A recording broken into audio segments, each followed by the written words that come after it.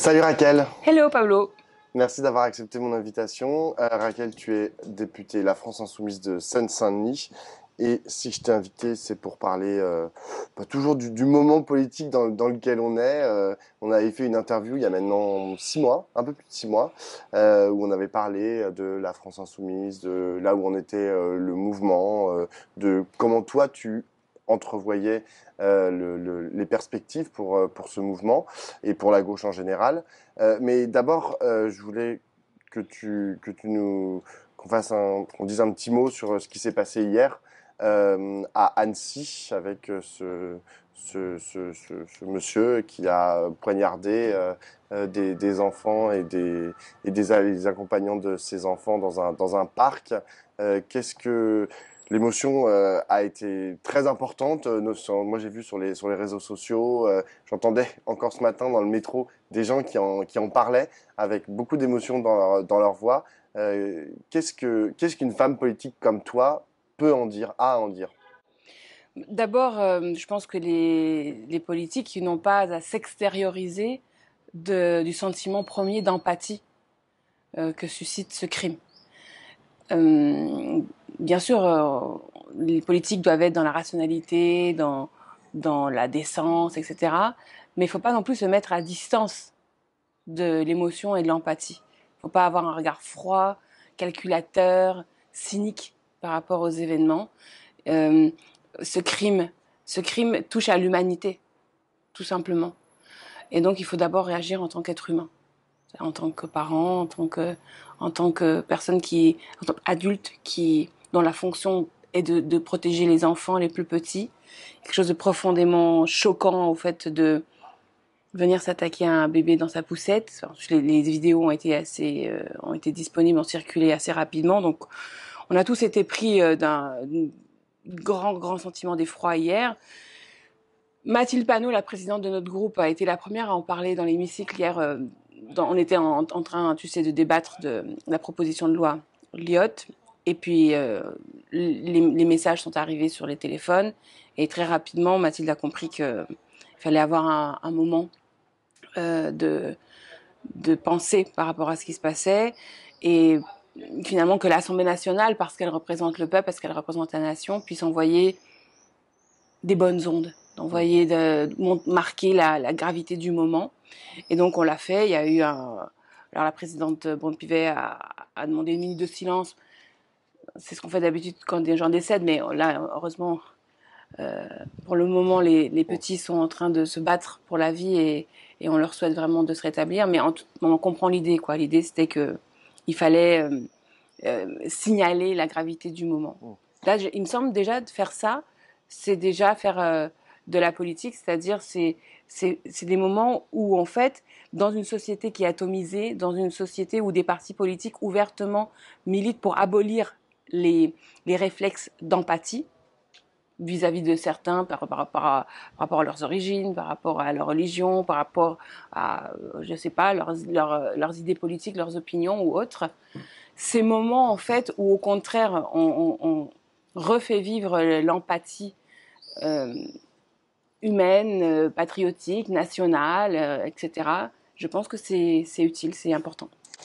Certains à droite et à l'extrême droite ont jugé opportun d'ouvrir immédiatement le débat sur l'immigration et sur le droit d'asile. Alors ça va de Olivier Marleix à Marine Le Pen en passant par Éric Zemmour. Mm. Tous ils disent ah bah voilà, c'est le moment de fermer les frontières, de restreindre les conditions au droit d'asile parce que finalement ils mettent un lien entre l'immigration et le crime atroce qui a eu lieu hier. Comment on répond à cette D'abord, objection? observons que c'est l'interruption de ce moment de communion qui se déploie naturellement dans ces moments-là. C'est-à-dire que quand naturellement tout le monde fait corps en se disant soyons ensemble, soyons unis, soyons solidaires, certains viennent diviser, dire non, non, non, non, attendez, on ne peut pas être tous ensemble là. Pourquoi? Parce qu'on n'est pas exactement tous pareils. D'abord parce qu'il y en a ici qui ne sont pas tout à fait français comme les autres. Il y en a qui sont immigrés. Moi, par exemple, je suis immigrée, d'accord? Je suis arrivée en France à l'âge de 14 ans, je suis devenue française à 25 ans, et aujourd'hui j'ai 49 ans et je suis députée.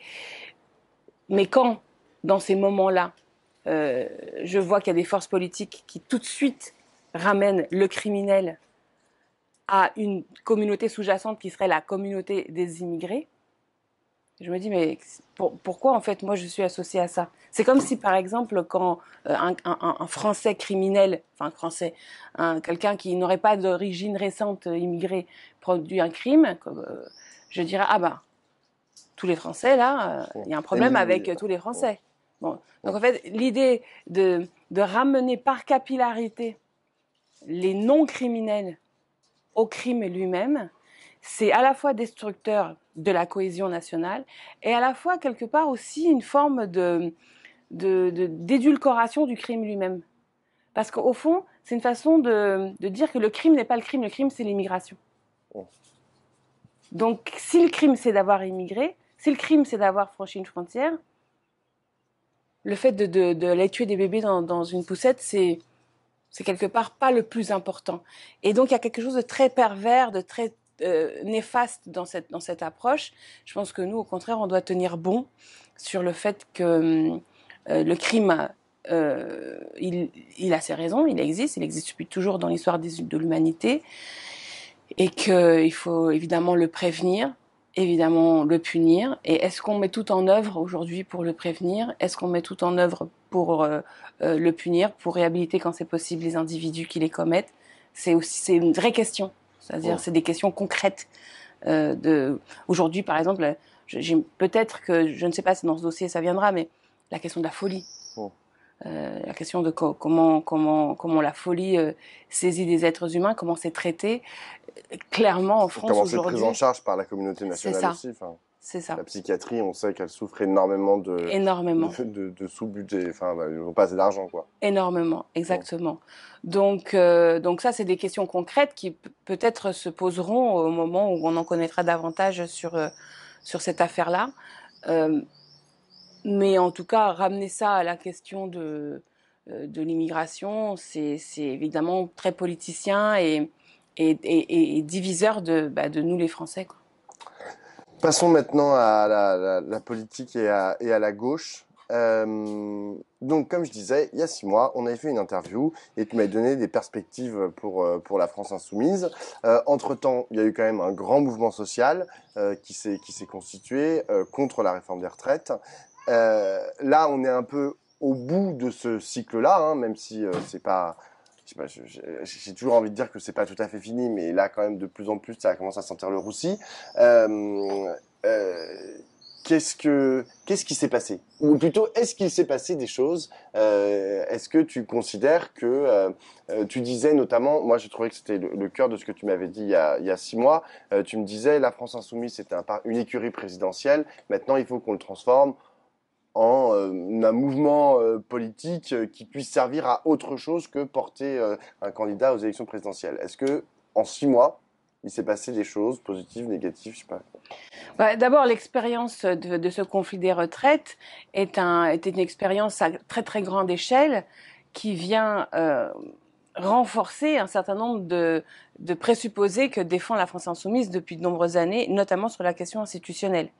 Parce que pendant longtemps, moi j'ai le souvenir d'avoir porté avec les insoumis cette idée de 6e République ou d'Assemblée constituante, en ayant souvent des réponses un petit peu interloqués parfois dans les autres forces à gauche, qui considéraient parfois que cette question-là n'était pas une vraie question sociale, n'était pas vraiment une question de classe, n'était pas vraiment une question populaire, parce qu'en gros, le salarié s'occupe de son caddie, voilà, de savoir quoi manger, et pas d'autre chose, et pas de démocratie. Bon, là, je pense que ce qu'on vient de vivre, et ce que nous vivons encore montre précisément que l'antisocial prend racine dans l'antidémocratique et que donc il est vain et même un peu faux, un peu trompeur de vouloir régler l'un sans régler l'autre.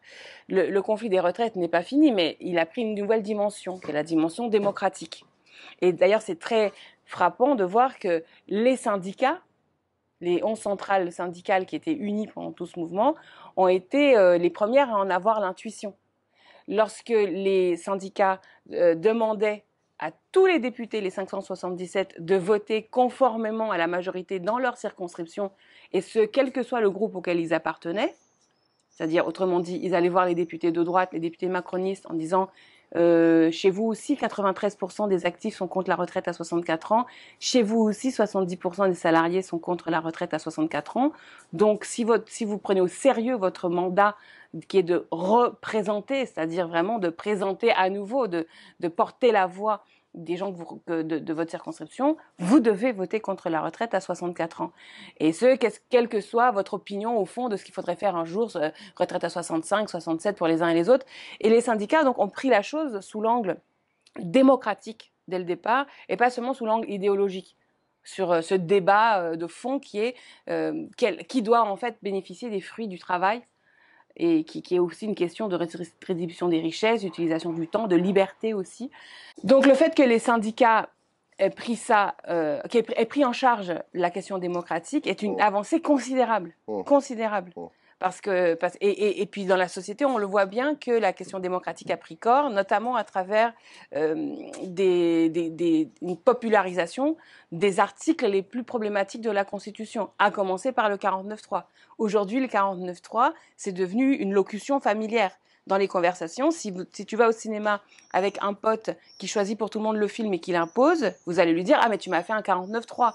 C'est devenu vraiment une expression familière. Tout le monde comprend ce qu'il y a derrière ce 49.3, qui est en fait l'autoritarisme, la décision unilatérale, le passage en force. Et puis, c'est rajouté à ça le 47-1, le 44-3 du vote bloqué au Sénat, l'article 40 récemment, qui hier, donc, a été utilisé pour nous empêcher de voter la mesure. Donc, ce qui s'est passé, c'est que la société tout entière a eu comme une sorte d'électrochoc démocratique. Le 16 mars, c'est quand Elisabeth Borne rentre dans l'hémicycle pour annuler le vote, alors que 577 sont présents, c'est un électrochoc démocratique. Les gens sont dans la place de la Concorde. Derrière ça, les grandes AG des universités, par exemple, vont devenir plus pléthoriques. Et ça requinque le mouvement. Et aujourd'hui, on en est là. C'est-à-dire, quid de cette question démocratique qui a pris corps réellement dans la société? Est-ce qu'on la prend en charge au niveau de la NUPES? Et est-ce qu'on dit que, du coup, la tâche de l'heure, c'est de fabriquer la 6e République? Et rapidement, pas un jour, pas dans les colloques, pas de façon théorique, mais là, maintenant. Et c'est l'objet, du coup, du groupe de travail qu'on a mis en place à l'intergroupe parlementaire NUPES sur la 6e République. Aujourd'hui, on est 4 députés, donc Jérémy Yordanov pour les Verts, Elsa Fossillon pour les communistes, Marietta Karamanli pour les socialistes et moi-même. On conduit des auditions qui sont disponibles d'ailleurs en ligne sur ma chaîne YouTube et où on met en dialogue des personnes sur cette idée de quelle pourrait être notre 6e République. Quand je dis notre, c'est pas celle de la NUPES, c'est que pourrait être la 6e République avec du point de vue de la NUPES. Et quel est le chemin pour y arriver? Parce que jusqu'à présent, par exemple pour nous les Insoumis, il n'y a jamais eu d'autre chemin pensé que celui de gagner la présidentielle. Or, quand on a perdu en 2012, moi je me suis dit, c'est pas grave, on va recommencer en 2017, on va essayer. Quand on a perdu en 2017, j'ai dit, c'est pas grave, on essaie en 2022. Et là, on a perdu en 2022 et je me dis qu'on ne peut pas se permettre juste de passer là, de mettre en fait ce problème un peu comme la poussière sous le tapis en disant on le prendra en charge en 2027. C'est Loïc Blondiot, qui est un professeur de sciences politiques qu'on a auditionné dans le cadre de ce groupe de travail, nous a dit à la toute première audition, c'est Albert Camus qui a dit « Lorsque la démocratie est malade, le fascisme vient à son chevet, mais ce n'est pas pour prendre de ses nouvelles. » Et je pense qu'on est précisément là. C'est-à-dire que si on ne prend pas en charge nous-mêmes l'édification de cette 6e République, le risque est grave d'un déséquilibre, d'un chaos, d'une absence généralisée de consentement qui pourrait amener une réponse autoritaire. Attends, et là, du coup, ce que tu proposes, c'est de construire avant 2027 des espèces d'institutions plus démocratiques parallèles aux institutions de la 5e? Non, pas parallèles, parce qu'on ne peut pas, mais il faut d'ores et déjà créer le chemin, d'ores et déjà, pour y arriver. Et pourquoi pas avant 2027. Là, par exemple, le Conseil économique, social et environnemental a désormais une possibilité de pétition populaire pour faire une convention. Par exemple, il y a actuellement là-bas une pétition qui a été déposée pour une convention citoyenne sur la démocratie. Et c'est pas une mauvaise idée en réalité, que là, il faut recueillir 100 000 signatures. L'idée que on se mette au travail. En fait, on se met au travail. Bon. En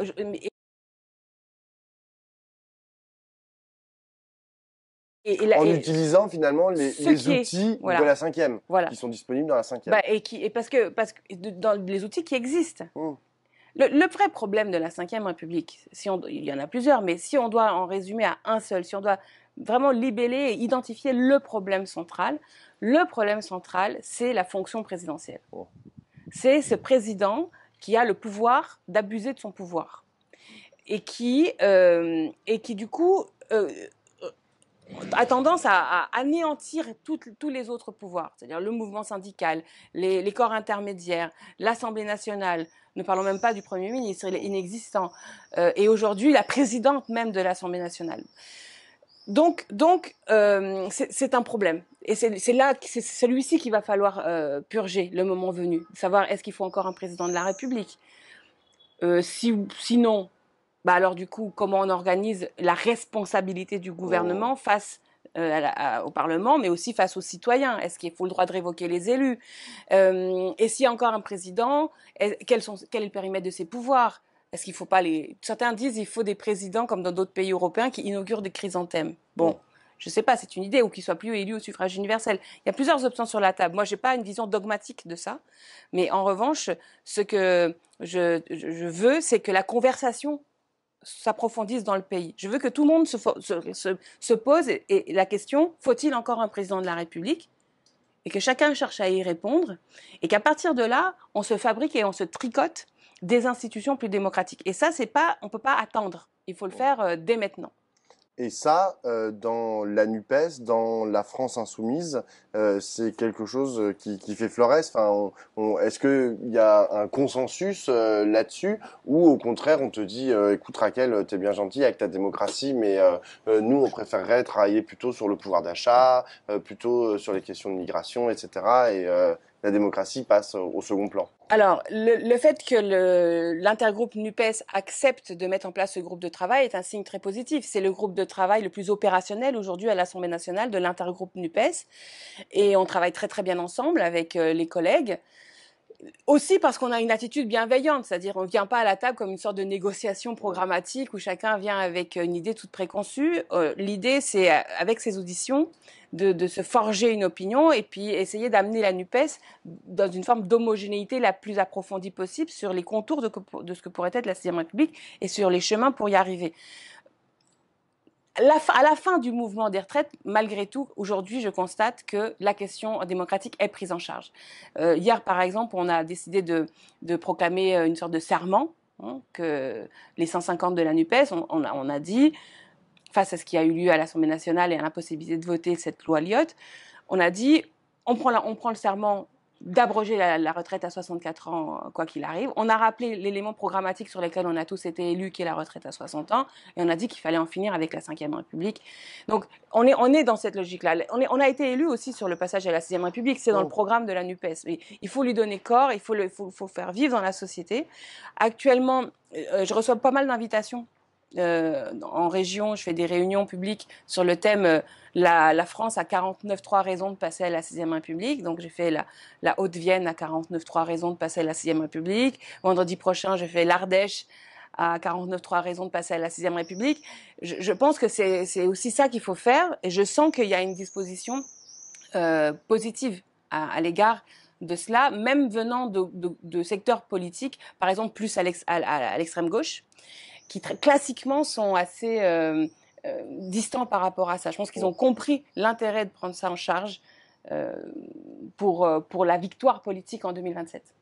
Alors, tu nous parles de la Sixième République et de la question démocratique, mais en vérité, aujourd'hui, ce qui anime beaucoup les responsables politiques et les commentateurs de tous bords, de tout poil, c'est la question du président, du candidat, et de la présidence de la République en 2027. C'est-à-dire qu'on ne parle que de ça. Et je ne parle pas que du côté des commentateurs et des journalistes. Hein. Je parle aussi du côté des états-majors. Enfin, quand je leur parle, tu vois, ils sont là, genre, bon, bah, qui ça va être le candidat de la NUPES? Qui ça va être? Est-ce que ça va être un insoumis? Est-ce que ça va être un écolo? Est-ce que ça va être je sais pas quoi, un socialiste?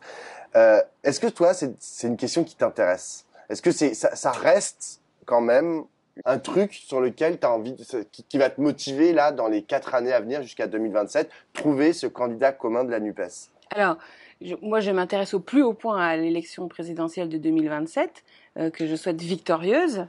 Et effectivement, j'ai bien l'intention de consacrer mon énergie à ça, à gagner l'élection présidentielle de 2027.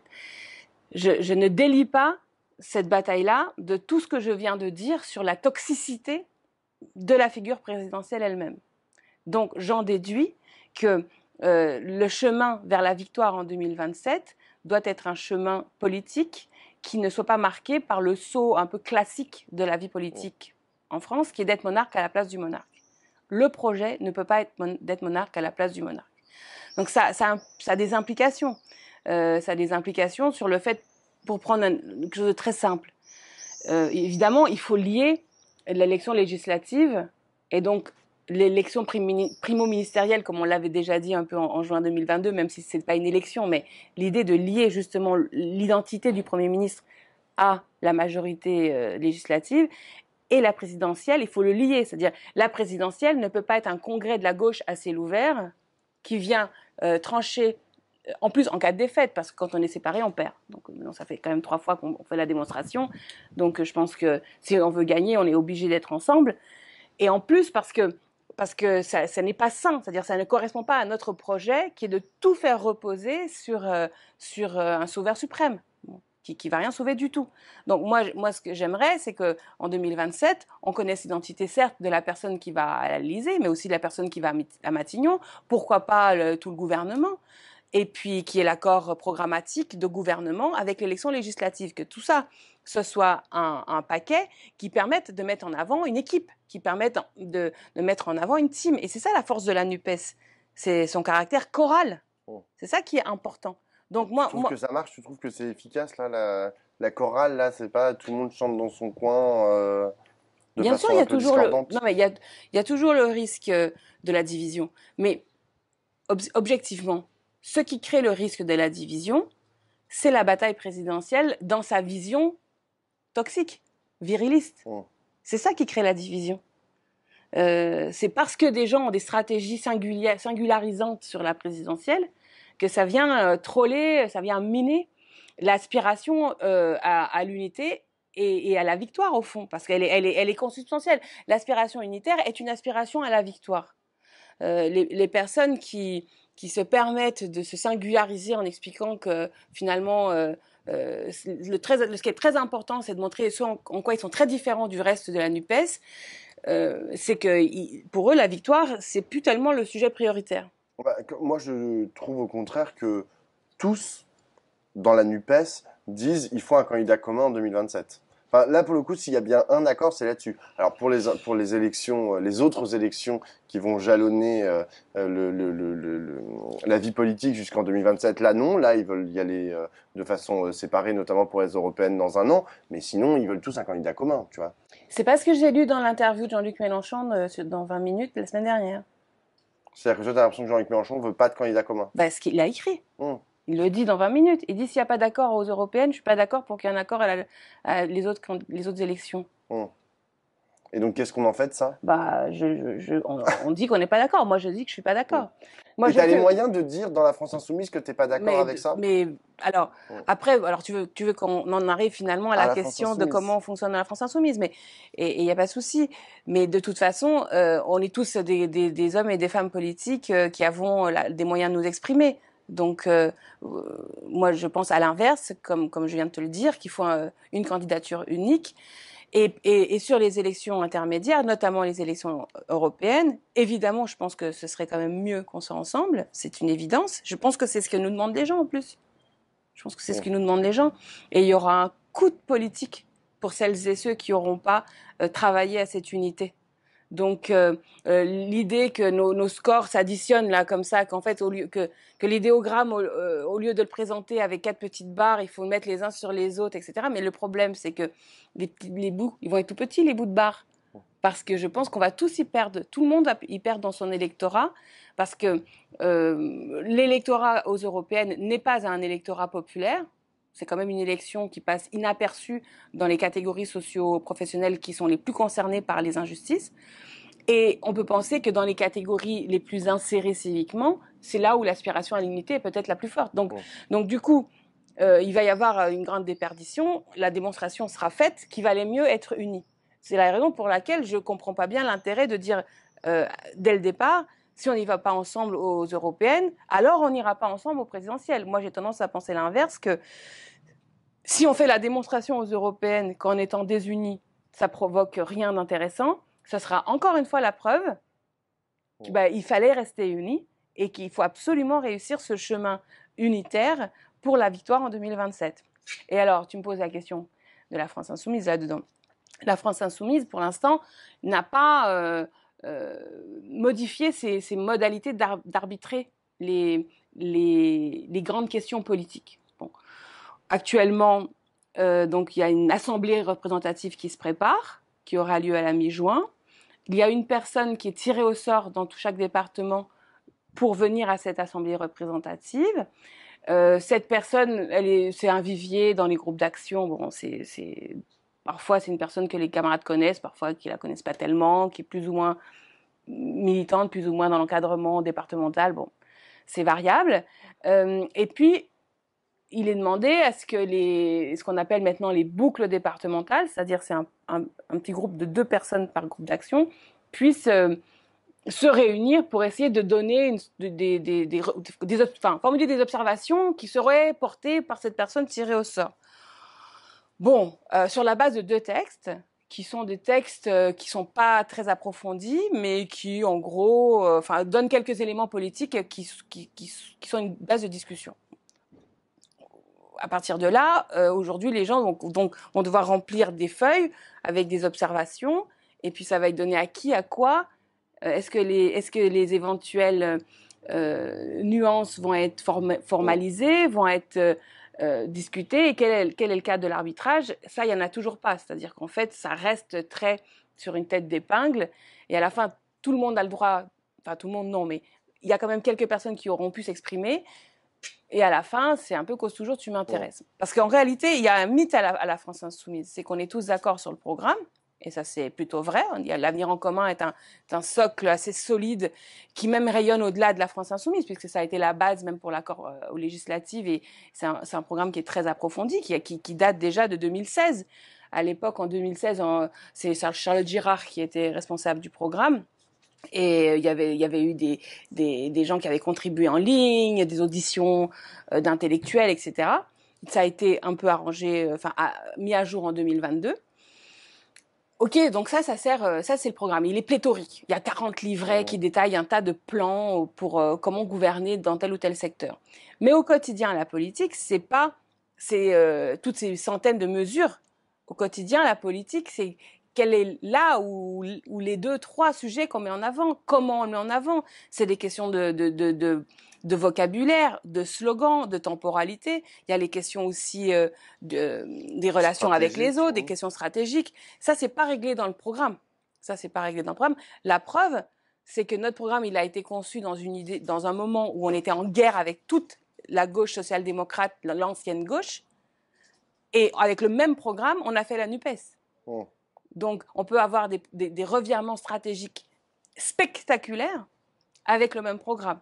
Donc, on ne peut pas se cacher derrière cette idée qu'on est tous on a le même programme et que du coup, il n'y aurait pas lieu à discussion. Ça n'est pas vrai. D'abord, il y a toujours un petit peu comme des discussions programmatiques, mais aussi il y a des discussions de fond sur comment on mène les batailles et quelles sont les conséquences concrètes de ces batailles que l'on mène. Et pour le moment, il n'y a pas de lieu où on peut arbitrer ces conflits-là, qui soit un lieu ouvert, apaisé, etc. Bon, donc, je continue de penser que il faut qu'on le fasse, parce que sinon, on sera condamné à n'être rien d'autre qu'une machine à se présenter à la présidentielle et même plus précisément à se présenter à la présidentielle avec Jean-Luc Mélenchon, parce qu'en réalité, ça va un peu ensemble.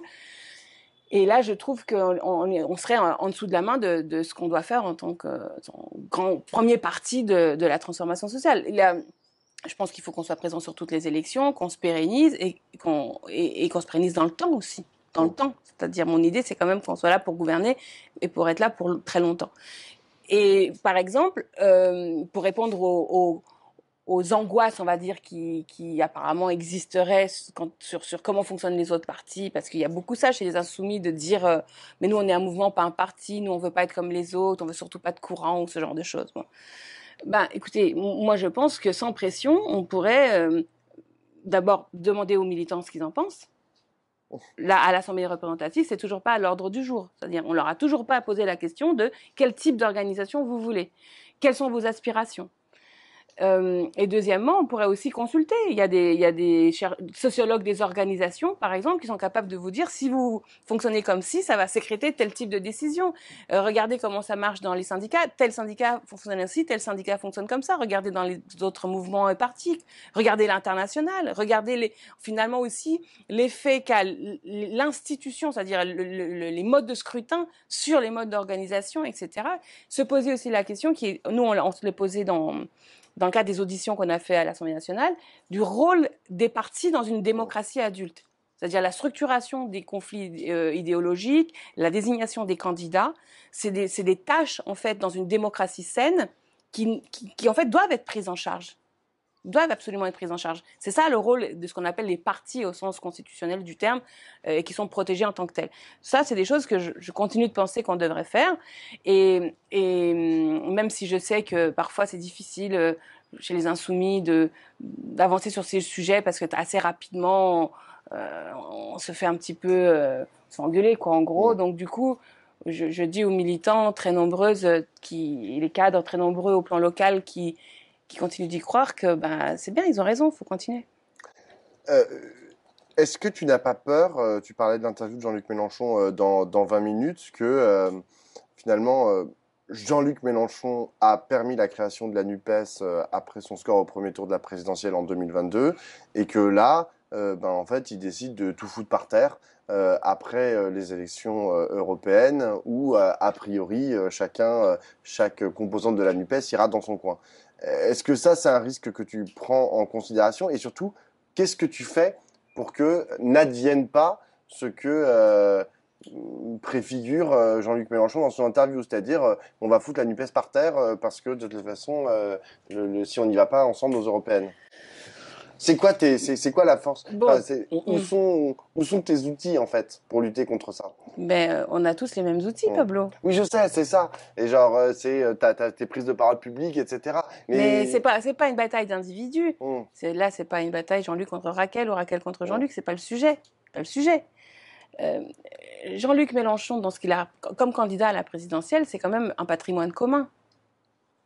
Donc, ce qu'il a incarné comme possibilité de prendre le pouvoir, d'expulser l'oligarchie du pouvoir, d'empêcher l'avènement de l'extrême droite au pouvoir, de mettre en œuvre des politiques sociales, environnementales, démocratiques, etc. C'est un patrimoine commun.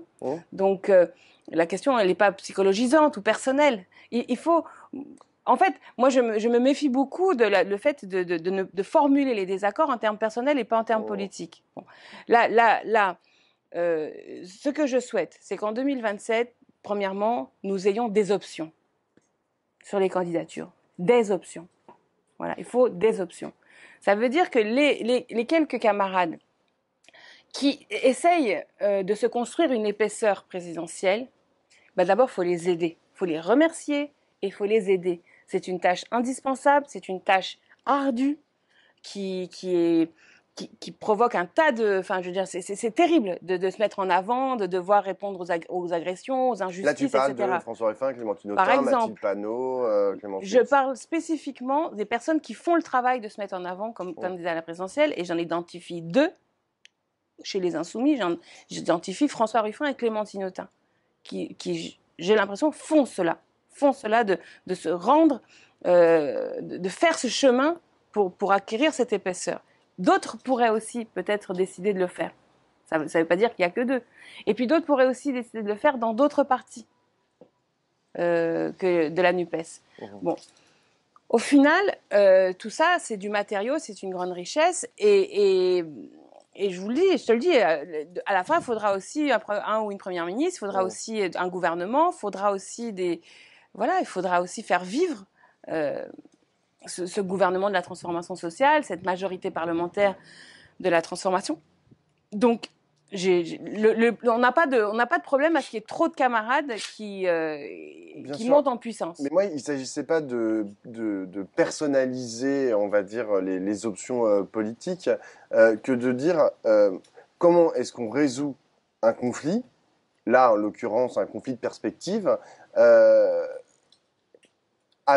où vous n'avez pas tout à fait les mêmes armes, au sein notamment de la France insoumise. C'est-à-dire que toi, Raquel, effectivement, tu es députée, tu as un compte Twitter, tu as des prises de parole publiques et machin, mais la direction, qui, a priori, est sur une option qui a été détaillée par Jean-Luc Mélenchon dans 20 minutes, eux, ils ont les outils qu'une direction d'un mouvement politique a, c'est-à-dire des outils qui sont autrement plus forts, c'est-à-dire de dire maintenant c'est comme ça et puis pas autrement. C'est bien sûr. C'est eux qui signent à la fin. Bien sûr, bien sûr, avoir un parti, être chef de parti, c'est fort, bien sûr. Mais si on est en décalage avec les aspirations profondes, ça marche pas. C'est comme, là, par exemple, il y a une tribune là qui est parue cette semaine dans Libération de certaines personnalités qui demandent à ce qu'on écoute la base de la NUPES. Ils disent, en fait, faut donner à la base la possibilité, justement, de pousser à l'unité et de résoudre les éventuels conflits. Avec toujours cette même truc de l'adhésion directe à la NUPES. Eh ben, c'est pas une mauvaise idée. Je pense que ça s'applique aussi à la France insoumise, en revanche. C'est-à-dire qu'il faut aussi pouvoir adhérer à la France insoumise et peut-être que la base de la France insoumise pourrait aussi être estimée dans la même légitimité que les signataires de la tribune proposent qu'on estime la base de la NUPES. Donc, au final, de toute façon... Oui, mais en fait, là, moi, mon principal problème, c'est que j'ai l'impression tu sautes un peu les étapes, peut-être, non? Non, mais il y a plein... Non, parce que il y a 6 mois... Ou alors, tu te désespères d'avance en pensant que rien ne sera possible. Non, au contraire, moi, j'ai très envie que ça avance. Ouais, non, mais... J'ai très envie que ça avance, mais depuis 6 mois, je vois plein de tribunes. Il y a les 300 militants insoumis, il y a la tribune dont tu parles dans l'IB, il y a tes prises de parole, les prises de parole de Clémentine Autain, les prises de parole des uns, des autres, etc. Et je suis désolé, mais je vois pas énormément de changements dans ce que c'est aujourd'hui que l'organisation de la France insoumise. Et donc je me dis, merde, à quoi ça sert toutes ces tribunes, quoi? Et je suis très heureuse qu'elles existent, et je sais que c'est aussi ça, la France insoumise. C'est aussi ces 300 personnes, c'est aussi toi, c'est aussi Clémentine, etc. Mais j'ai pas l'impression que ça avance. Et ça m'inquiète. Écoute, bien sûr, mais je comprends. Parce qu'en face, il y a Marine Le Pen, et elle a son rouleau compresseur. Je comprends. Non, mais je comprends. Et moi, on me dit aussi, je suis confrontée à ça, notamment quand je plaide pour la 6e République et pour la démocratie. Je me prends assez souvent la réponse, oui, mais alors, comment avoir un projet démocratique pour le pays alors que chez vous, il n'y a même pas, ça n'existe pas. Donc, bien sûr, c'est un problème. Mais moi, je ne suis pas prête à abandonner cet objectif. Je me sens co-responsable de cette longue histoire des Insoumis. Je pense que jusqu'au dernier souffle de ma vie, il y aura écrit Insoumis sur mon front. Je suis, aux yeux du très grand public, attachée à cette histoire et à juste titre. Et j'ai aucune intention de lâcher le morceau. Mais ça se joue pas seulement à l'échelle de nos petites vies. Il faut d'abord commencer par dire les choses. Il y a peut-être aussi une culture du verbe. Et puis aussi parce que toutes les temporalités ne sont pas idoines. Comme le conflit justement vers l'extérieur, le conflit vis-à-vis des ultra-riches, le conflit vis-à-vis de l'extrême droite est si puissant que c'est un chemin de crête. Il ne faut jamais donner cette impression très malaisante que notre action politique, elle est tournée en vérité contre les siens. C'est un chemin de crête de vouloir faire mieux, donc en identifiant ce qu'on ne fait pas tout à fait encore assez bien. Pour faire mieux, il faut dire ce qu'on a fait moins bien. Sinon, on ne fait pas mieux. Sinon, on fait pareil. Donc, faire mieux, c'est dire en quoi on peut faire mieux. Quel est le bilan un peu teinté d'un peu de critique.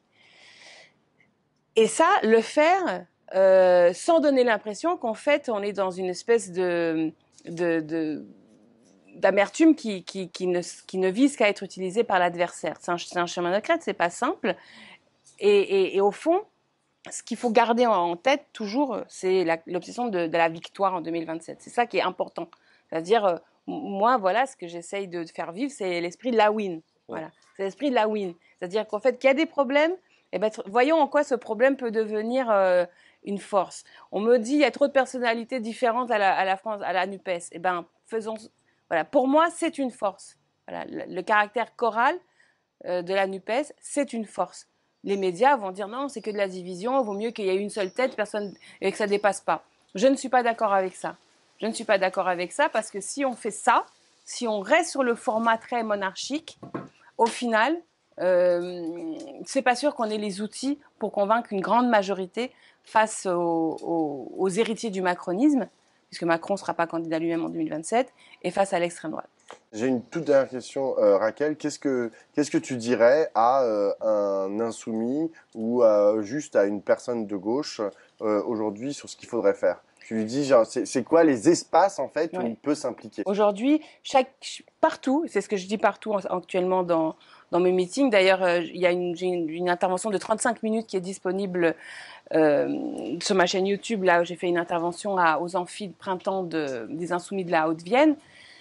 Ce qu'il faut maintenant partout, c'est organiser cette grande conversation du pays sur les 49.3 raisons de passer à la 6e République. C'est ça qu'il faut faire. Il faut faire ça. Parce que le conflit des retraites n'est pas fini, mais il a pris une nouvelle dimension. Donc il faut prendre cette dimension dans la foulée et montrer en quoi c'est un fil qui se tient. Pareil pour la question environnementale. Moi, j'ai été extrêmement heureuse lorsque quand dernière rénovation, on compris que les 12 milliards que nous avions votés majoritairement à l'Assemblée pour la rénovation technique des bâtiments avaient été donc annulés par 49.3. Ils se sont mis à militer contre le 49.3. C'est pas que la question de la rénovation thermique des bâtiments. Ils ont compris que pour qu'il y ait la rénovation thermique des bâtiments qui soit financée à très large échelle, de façon à vraiment pouvoir avoir une incidence sur le changement climatique, il faut qu'il n'y ait plus de 49.3. Et là, à partir de là, c'est ça qu'il faut faire aujourd'hui. Faites des réunions dans vos villages, dans vos villes, dans vos quartiers. Faites-le en format un peu constituante, ruche. Et posez-vous des questions. Même avec une question, faut-il le droit de révoquer les élus en cours de mandat? Faut-il encore un président de la République? Posez cette question. Il n'y a pas de bonne ou de mauvaise réponse. Mais elle fait réfléchir à ce que nous, comme souverains, comme corps social qui sommes censés être au pouvoir, est-ce qu'on a envie de faire ça ou est-ce qu'on est juste jeté dans la guerre économique les uns contre les autres? Voilà, donc ça fait sens. C'est quelque chose qui est profondément dynamisant, qui est profondément enthousiasmant. C'est la grande idée qui fait du commun. C'est ça qu'il faut faire aujourd'hui quand on est un militant de gauche. Merci beaucoup, Raquel. Merci à toi.